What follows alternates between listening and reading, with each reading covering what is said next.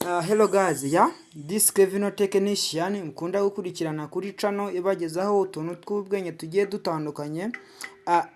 Uyu munsi ngiye kubigisha kuyihe telefone kamoni Samsung. Uyu munsi ngiye kubigisha kuri Airtel imagine kubera ko arizo zitunzwe n'abantu benshi muri iki gihe, cyangwa se arizo zigiye zifitwe n'abantu benshi. Uyu munsi rero kuri Airtel ndabigisha iki? Uyu munsi ngiye kubigisha uburyo ki ushobora gutuma telefone yawe ya imagine umuriro urambamo igihe kinini cyane, byibura nk'iminsi nk'itatu, cyangwa se uburyo ki ushobora kongera imbaraga za cage Airtel imagine yawe ikabasha kwakira umuriro vuba vuba ku buryo ki nko mu isaha imwe cyangwa se mu minota 40 Airtel imagine yawe iba yuzuye. Ubwo ni ibintu bibiri ukurikire neza please.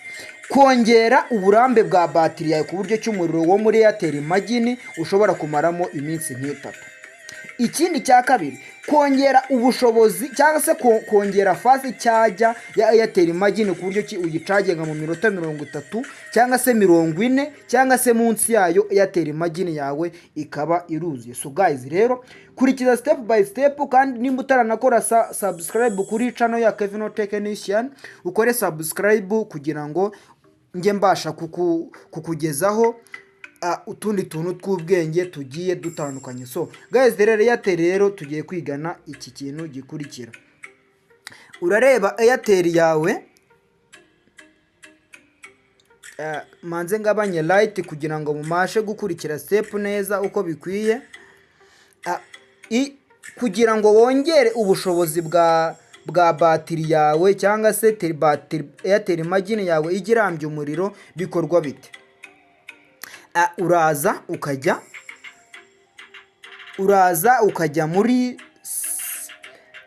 ugahera kuri application bita Phone Master. Phone Master wibuke uyumve neza. Phone Master ni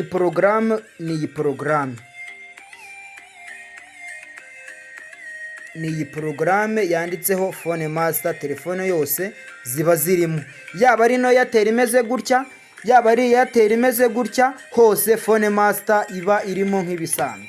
So guys, rero bikorwa bite Phone Master? Uyikoramo iki, uyikoresha gute? Uraza ukayifungura,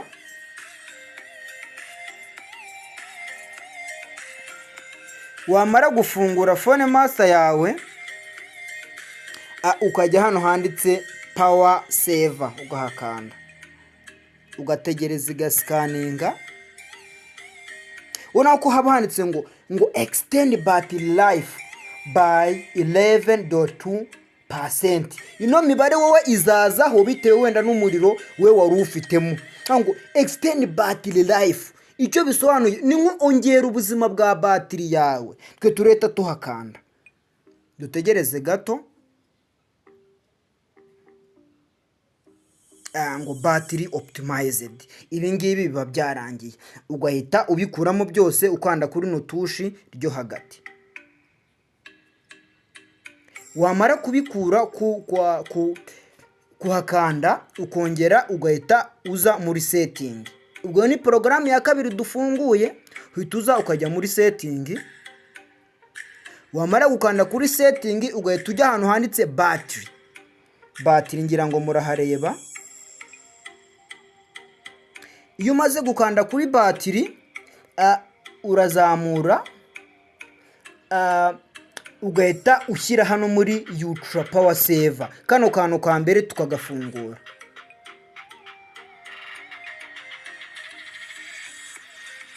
Murabona ko ultra power saver yacu iba yamaze kugera gute gufunguka. Niyo mpamvu nababwiye ngo ukimara gushyira muri ultra power saver bishobora kongera ubushobozi bwa batiri yawe. Murareba hano izindi porogaramu zose ibizihishe ntabwo uba ucyemerewe kongera kuzikoresha. Uburi bukoreshe ako guhamagara, aka message n'akamazina, nitwo twonyine murumva ko tuno tuntu tudashobora kugira gute gutwara umuriro. ushoboye kuza ugashyiraho nk'indi porogaramu, wenda tuvuge urashaka gushyiraho ako kureberaho amafoto, nako kaba kagezeho, uba wemerewe kugakoresha. Ukaza ugashyiraho n'akandi, wenda kadushyireho Play Store, nayo ikaba yagezeho, ukaba wemerewe gukoresha nka zino porogaramu zonyine. Cyangwa se ukaba wanashyiraho n'iyindi, ubizi porogaramu nizo uba wemerewe gukoresha, ariko za zindi zo ntabwo ziba zikirimo kugaragara buri tuno dupurikasiyo twonyine tuba turi gukoresha. Iyo usize hano muri Ultra Power Saver, uba ushatse kuvuga ngo telefone yanjye bifite ubushobozi bwo kuba yambara n'iminsi n'itatu, kuko ni tuno duporogaramu twonyine tuba turi gukora. Izindi apurikasiyo zose ziri muri ino telefone uba wazitesheje iki agaciro. Ushobora no kuza ukazigabanya ugasigazaho agaporogaramu kamwe kugira ngo telefone yawe ibashe kuba yambaramo umuriro nk'icyumweru. Byo rero bikorwa bite sasa? Uraza ukajya kuri kano kantu k'agapenso icon,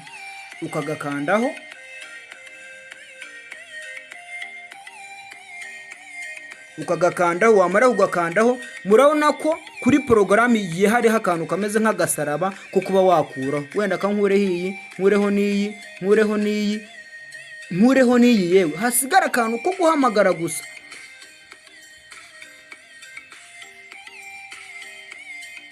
Ugahita uza ugakanda kuri kano kantu kavivuye. Murabona ko izindi porogaramu zose nzikuyeho, sigaranyeho kano kantu ko guhamagara gusa. Ubwo telefone yanjye nyihaye ubushobozi bwo kuba yamaramo hafi umuriro icyumweru, ntongeye gucaginga, bampamagara gusa, nibereyeho neza. Iyo umaze gushyira muri ino Ultra Power Saver mode rero, ni nk'ibyo nakomeje kubabwira. Iyo umaze gushyira muri Ultra Power Saver mode harimo gukora application imwe, ni nabwo uba uhaye ubushobozi telefone bwo gukoresha fast charge yayo ku buryo buri hejuru, aho ushobora kuyicaginga byibura mu minota 40 cyangwa mu minota 30 telefone yawe ikaba iruzuye. Nibyo nakomeje kubabwira. Murabona ko iri muri Ultra Power Saver mode. Ubu ngubu gutya ndamucenje nkacaginga telefone yanjye, byibura mu minota 40 gusa telefone yanjye iba yuzuye, nkatangira kuyikoresha nta kibazo. So guys, rero thank you for watching my video. Ikindi kandi izi telefone zose cyase n'izindi zose zizagenda ziza uko zose zimeze, nzajya ngenda mwigisha akantu k'ingenzi, mushishikariza kujya ujya muri comment ukandika ikintu ubona nakwigisha kigufitiye akamaro, kugira ngo nanjye nzabashe kuza nkukemurira ikibazo cyawe, ntuzongere gushaka abatekinisiye kutuntu tworoshye. So guys, you remember to subscribe and comment and share to your friends. Thank you for watching my video.